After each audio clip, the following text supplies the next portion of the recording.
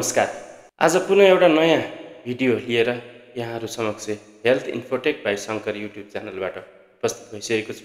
आजको भिडियोको टपिक एकदमै महत्त्वपूर्ण रहेको छ।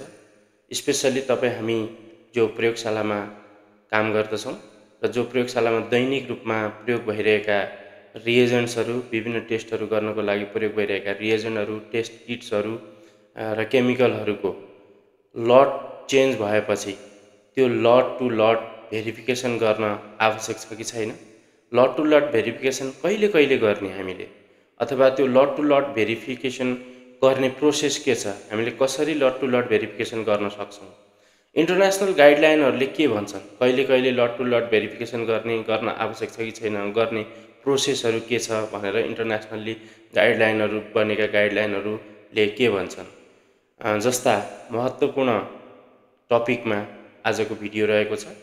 त्यसकारणले पनि हजुरहरूले यो भिडियोलाई अन्त्यसम्म हेरिदिनु होला र अहिलेसम्म पनि हजुरहरूले मेरो युट्युब च्यानललाई सब्स्क्राइब गर्नुभएको छैन भने युट्युबमा गएर health infotech by Shankar search गरी मेरो च्यानललाई सब्स्क्राइब गरिदिनु होला।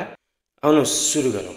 Reagent kit lot to lot verification अथवा एलटिएलभी, सर्टकटमा भन्दाखेरि एलटिएलभी हामीले कसरी गर्छौँ। जस्तै यहाँ हजुरलाई एउटा इक्जाम्पल दिएको छ, ग्लुकोजको रिएजेन्ट छ। यहाँ एउटै कम्पनीको रिएजेन्ट होस् अथवा फरक फरक कम्पनीको रिएजेन्ट होस्, हामीले प्रयोग गरिरहेको लटको रिएजेन्ट सकियो र नयाँ रिएजेन्ट हामीले ओपन गरेर यदि त्यो नयाँ रिएजेन्टबाट हामीले पेसेन्टको टेस्ट पर्फर्म गर्नुपर्ने भयो भने हामीले पहिला त्यो हामीले नयाँ खोलेको रिएजेन्टलाई, त्यसको लटलाई भेरिफिकेसन गर्न एकदमै जरुरी छ। यदि हामीले त्यसो गरेनौँ भने त्यो रिएजेन्टको क्वालिटी हामीलाई थाहा हुँदैन। त्यसकारणले जस्तै यहाँ हेर्नुभयो भने यहाँ F3499 लटको पहिला रिएजेन्ट छ, त्यसपछि अर्को लट नम्बर चेन्ज भएर B102146 भएको छ भने त्यही इर्वाको फेरि अर्को लट आएको छ। यसरी एउटै कम्पनीको रिएजेन्टको लट चेन्ज भयो भने पनि हामीले भेरिफिकेसन गर्नुपर्ने हुन्छ भने, अथवा फरक कम्पनीको रिएजेन्ट किटहरू आयो भने पनि हामीले भेरिफिकेसन गर्नुपर्ने हुन्छ। लट किन भेरिफिकेसन गर्न जरुरी छ त भन्दाखेरि रिएजेन्टको लट र क्यालिब्रेटरहरू producer manufacturer would be identical, किनभने जहिले पनि जुन लटको रिएजेन्टहरू बन्छ म्यानुफ्याक्चर बनाउँछ त्यो रिएजेन्टहरू अथवा क्यालिब्रेटरहरू आफैमा आइडेन्टिकल हुन्छन्, which would allow for the laboratory to perfectly consistently transition from one lot to next lot with no noticeable change in patient result भन्छ। जस्तै हामीले यदि रिएजेन्ट चेन्ज गर्यौँ भने त्यो रिएजेन्ट एकदमै पर्फेक्टली र कन्सिस्टेन्टली चाहिँ नयाँ लटमा पनि पेसेन्टको कुनै पनि रिजल्टमा फरक नआउने गरी हामीले प्रयोग गर्नुपर्ने हुन्छ भन्छ। त्यसको लागि चाहिँ हामीले त्यसलाई भेरिफाई गर्न एकदमै जरुरी छ। सो यस्तो किन हुनसक्छ त, रिएजेन्टमा भेरिफिकेसन गर्न किन जरुरी छ, के फ्याक्टरले इफेक्ट गर्न सक्छ त भन्दाखेरि त्यो रिएजेन्ट म्यानुफ्याक्चरबाट हामी कहाँसम्म आइपुग्दाखेरि ड्युरिङ ट्रान्सपोर्टेसन, त्यहाँको टेम्परेचर, स्टोरेज टेम्परेचर हैन र ट्रान्सपोर्टेसन टेम्परेचरको कारणले गर्दाखेरि त्यो रिएजेन्टको जुन क्वालिटी छ त्यो क्वालिटी फरक पर्न सक्छ। त्यसकारणले पनि हामीले चाहिँ त्यसलाई भेरिफाई गर्न एकदमै जरुरी हुन्छ। कहिले कहिले हामीले चाहिँ रिएजेन्टको लट भेरिफिकेसन गर्ने त भन्दाखेरि with every change in lot of reagent or calibrator, जब हाम्रो रिएजेन्टको लट चेन्ज हुन्छ एभ्री लट चेन्ज हुँदाखेरि चाहिँ हामीले त्यो नयाँ चेन्ज भएको रिएजेन्टको लटलाई हामीले भेरिफाई गर्नुपर्ने हुन्छ। यो चाहिँ ISO 15189 को पनि एउटा रिक्वायरमेन्ट हो। ISO यदि सर्टिफाइड क्लिनिकहरू छ भने त उहाँहरूले यो डकुमेन्टेड नै गर्नुपर्ने हुन्छ, नभए पनि यो ISO को रिक्वायरमेन्ट हो। अर्को NABL 112 को पनि रिक्वायरमेन्ट हो भने यसलाई चाहिँ CLSI EP26A ले पनि यसलाई चाहिँ भनेको छ कि रिएजेन्टको लट टु लट हामीले भेरिफाई गर्न एकदमै महत्त्वपूर्ण रहेको छ। जस्तै यहाँ हेर्नुभयो भने ISO 15189 को 5.3.2.3 मा रिएजेन्ट एन्ड कन्ज्युमेबल्स भन्ने छ, त्यसमा एक्सेप्टेन्स टेस्टिङ गर्नुपर्ने जरुरी हुन्छ भनेर each new formulation of examination kits with change in reagent or procedure or a new lot of shipments shall be verified for performing before using examination भनेर ISO 15189 ले भनेको छ भने NABL ले पनि the laboratory shall check each lot of control and the reagent against an earlier tested in-house control reagent lot भनेको छ। त्यो पनि पहिला चेन्ज गरेको चेक गरे युज गरिरहेको रिएजेन्टसँग चाहिँ नयाँ रिएजेन्टलाई भेरिफाई गर्न एकदमै जरुरी छ भनेको छ भने यो चाहिँ CLSI clinical and laboratory standards इन्स्टिट्युटले पनि त्यसको EP26A मा के भनेको छ भने user evaluation of between reagent lot verification approve guideline भनेर यो EP26A मा छ। अब यसमा लट टु लट भेरिफिकेसन कसरी गर्न सकिन्छ त सबैभन्दा महत्त्वपूर्ण कुरा यहाँ रहेको छ। कसरी गर्न सकिन्छ त भन्दाखेरि एकदमै भेरी सिम्पल तरिका छ। यो चाहिँ अकर्डिङ टु CLSI EP261 गाइडलाइनले के भन्छ भने by using sample or by using quality control sera, यो दुईटाको प्रयोग गरेर हामीले लट टु लट भेरिफिकेसन गर्न सक्छौँ। जस्तै यसमा बाई युजिङ स्याम्पल युज गरेर कसरी गर्ने त भन्दाखेरि sample to be done in triplicate with the old lot and new lot, यो चाहिँ CLSI गाइडलाइनले भनेको छ। जस्तै हामीसँग जुन पेसेन्टको हामीसँग स्याम्पल हुन्छ त्यो स्याम्पललाई चाहिँ पुरानो रिएजेन्टको लटबाट र नयाँ रिएजेन्टको लटबाट चाहिँ 3 चोटि त्यही एउटा स्याम्पललाई हामीले टेस्ट गर्छौँ हैन। टेस्ट गरिसकेपछि त्यो रिजल्टको भेरिएसन हेर्छौँ।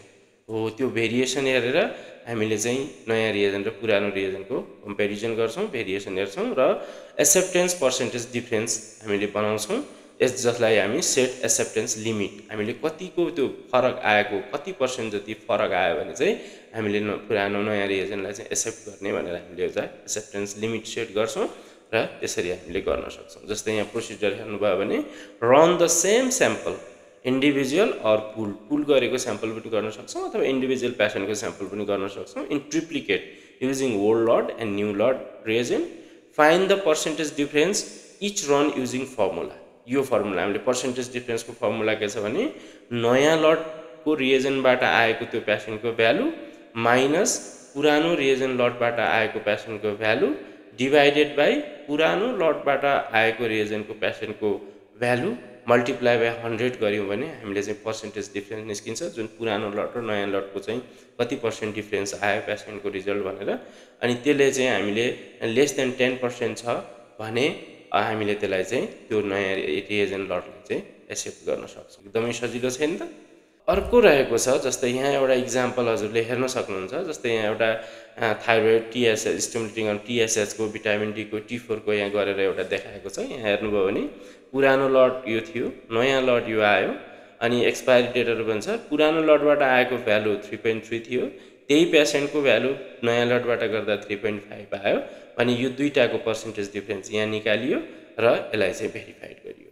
त्यस्तै अब हामीले 3 चोटिसम्म ट्रिप्लिकेट गर्न सक्छौँ, फेरि हामीले अर्को गर्न सक्छौँ।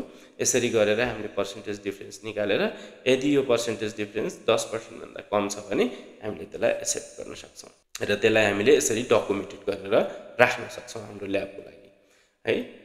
अर्को मेथड रहेको छ बाई युजिङ क्वालिटी कन्ट्रोल सेरा हैन। अब पेसेन्टको स्याम्पल भन्दा हामीसँग जुन इन्टरनल क्वालिटी कन्ट्रोलको लागि हामीले day to day commercially available control हुन्छ प्रयोगशालामा, त्यो कन्ट्रोलको युज गरेर पनि हामीले रिएजेन्टको लट भेरिफिकेसन गर्न सक्छौँ है।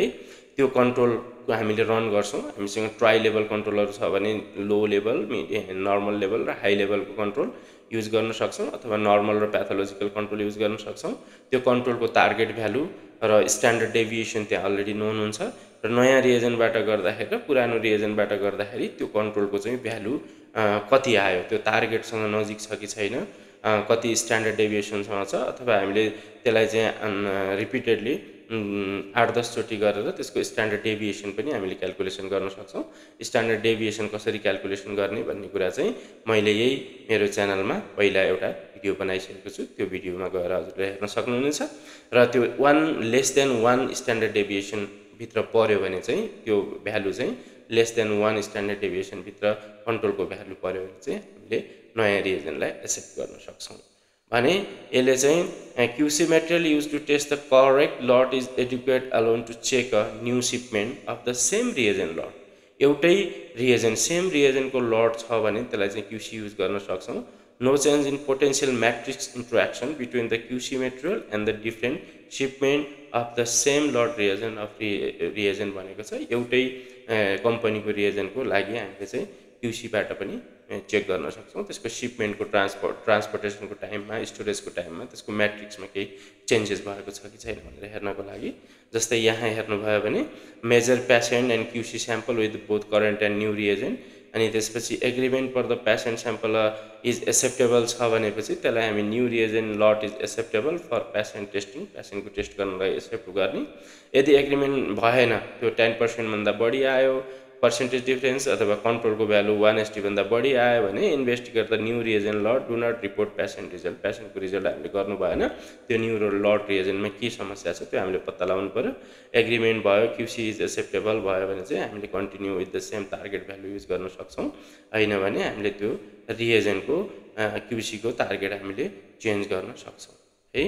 जस्तै यहाँ हेर्नुभयो भने कहिलेकाहीँ के समस्या भइदिन सक्छ भने यो पुरानो रिएजेन्टबाट गर्दाखेरि कन्ट्रोलहरू एकदमै मिलिरहेको हुनसक्छ, तर नयाँ रिएजेन्ट चेन्ज गर्ने बित्तिकै त्यही कन्ट्रोल पनि हाई भ्यालु होइन, लो लेभलको कन्ट्रोल चाहिँ एकदमै ठिक छ नयाँ रिएजेन्ट चेन्ज गर्दाखेरि, तर नयाँ रिएजेन्ट चेन्ज गर्दाखेरि हाई कन्ट्रोल चाहिँ एकदमै हाई आइदियो भने त्यस्तो कन्डिसनमा हामीले चाहिँ हाम्रो आफैले त्यो कन्ट्रोलको भ्यालुलाई लिएर हामीले आफैले टार्गेट भ्यालु डिजाइन गर्न सक्छौँ। टार्गेट भ्यालु क्याल्कुलेसन गरेर स्ट्यान्डर्ड डेभिएसन क्याल्कुलेसन गर्न सक्छौँ है।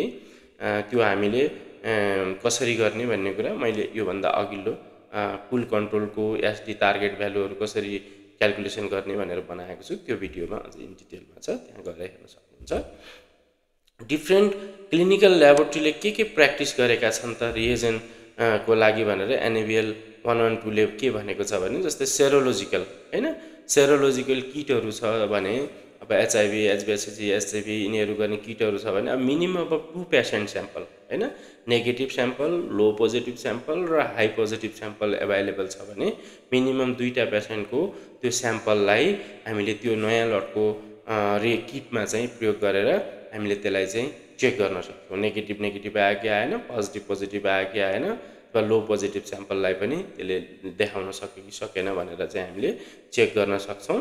र QC patient should be reproducible between the 2 tools भनेको छ, अथवा अब क्वालिटी कन्ट्रोलको स्याम्पलहरू एभाइलेबल छ भने त्यो पनि प्रयोग गर्न सक्नुहुन्छ। नभए भने हामीसँग नोन पेसेन्टको स्याम्पल छ भने पनि त्यो प्रयोग गरेर हामीले सेरोलोजीमा युज हुने किट्सहरूको पनि भेरिफिकेसन गर्न सक्छौँ। भने हेमाटोलोजीमा पनि material of known value may include patient sample or control available छैन भने पेसेन्ट स्याम्पल पनि हामीले प्रयोग गर्न सक्छौँ। 2टा पेसेन्टको स्याम्पल, मिनिमम 2 पेसेन्टको स्याम्पललाई हामीले त्यसलाई नयाँ रिएजेन्ट सेट गरिसकेपछि हामीले त्यसलाई खुवाएर पुरानो रिएजेन्टबाट कति भ्यालु आएको थियो, नयाँ भ्यालुबाट कति आयो, त्यस दुईटाको पर्सेन्टेज डिफरेन्स निकाल्न सक्छौँ र हामीले चेक गर्न सक्छौँ। त्यो दुइटै गर्दा ब्याकग्राउन्ड चेक गर्न चाहिँ एकदमै महत्त्वपूर्ण छ, किनभने ब्याकग्राउन्डले इन्टरफेरेन्स गर्न सक्छ पेसेन्टको रिजल्टको लागि। र अर्को कुरा छ ट्रबल सुटिङ होइन, अब त्यो गरिसकेपछि कहिलेकाहीँ मिलेन, लट टु लट भेरिफिकेसन भएन भने के समस्या हुनसक्छ त भने यदि हाम्रो त्यो फेलियर भयो होइन, तपाईँले गर्दाखेरि पर्सेन्टेज डिफरेन्स एकदमै हाई आइदियो भने हामीले कहिले पनि अब सिङ्गल एउटा पेसेन्टको भ्यालुलाई लिएर हामीले गर्न सकिँदैन, किनभने त्यो कहिलेकाहीँ इन्टरफेरिङ सब्सटेन्सहरू त्यो पेसेन्टको स्याम्पलमा इन्टरफेरिङ सब्सटेन्सहरू हुनसक्छ भने हामीले नेक्स्ट पेसेन्टको चाहिँ स्याम्पल लिन सक्छौँ।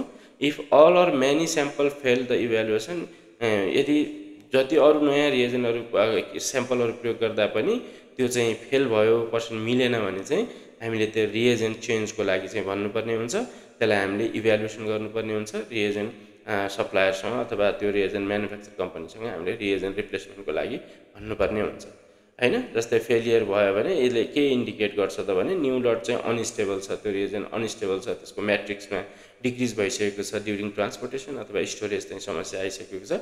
त्यस कारणले हामीले रिएजेन्ट म्यानुफ्याक्चररलाई त्यो कुराहरू जानकारी गराएर हामीले त्यसलाई चाहिँ रिप्लेसमेन्टको लागि भन्नुपर्ने हुन्छ। भने अब test where only QC is use to evaluate the lot to lot verification भनेको चाहिँ कहिले चाहिँ हामीले क्वालिटी कन्ट्रोल सेरा मात्रै युज गर्ने त लट टु लट भेरिफिकेसन भन्दाखेरि जब कहिलेकाहीँ कुनै टेस्टहरू यस्तो हुन्छ जुन चाहिँ पेसेन्टको स्याम्पल स्टोरेज गर्दाखेरि चाहिँ अनस्टेबल हुनसक्छ, जस्तै एसिटिएज, इन्सुलिन, कर्टिसोलहरू चाहिँ स्टोरेज स्याम्पल गर्दाखेरि त्यसको कन्सन्ट्रेसनमा भेरिएसन आउनसक्छ। त्यस्तो बेलामा चाहिँ अनस्टेबल रिएजेन्ट टेस्टहरूको बेलामा चाहिँ हामीले क्वालिटी कन्ट्रोल सेरा युज गर्न सक्छौँ। र यदि स्टेबल टेस्टहरू छ भने चाहिँ हामीले पेसेन्टको स्याम्पल युज गर्न सक्छौँ र क्युसी पनि युज गर्न सक्छौँ। त्यो चाहिँ हामीसँग एभाइलेबिलिटीको अनुसारमा हामीले त्यसलाई गर्न सक्छौँ र पेसेन्टको स्याम्पल र क्युसी दुइटै चाहिँ हामीले केही इम्पोर्टेन्ट हैन एकदम method with significant lot to lot भेरिएसनमा बिटा एसिडी फलेट टेस्टहरू यस्तोमा चाहिँ हामीले क्युसी सेरा र पेसेन्टको दुइटैको प्रयोग गरेर पनि लट टु लट भेरिफिकेसन गर्न सक्छौँ। सो अन्तमा अब हजुरहरूले चाहिँ यो भिडियो पुरै हेर्नुभयो भने हामीले हाम्रो प्रयोगशालामा प्रयोग भएका रिएजेन्ट किट केमिकलहरूको नयाँ लट चेन्ज भयो भने कसरी भेरिफिकेसन गर्न सक्छौँ गर्ने रहेछौँ भनेर प्रोसेसहरू इन डिटेलमा बुझ्नुभयो होला जस्तो मैले महसुस गरेको छु। हस्, धन्यवाद।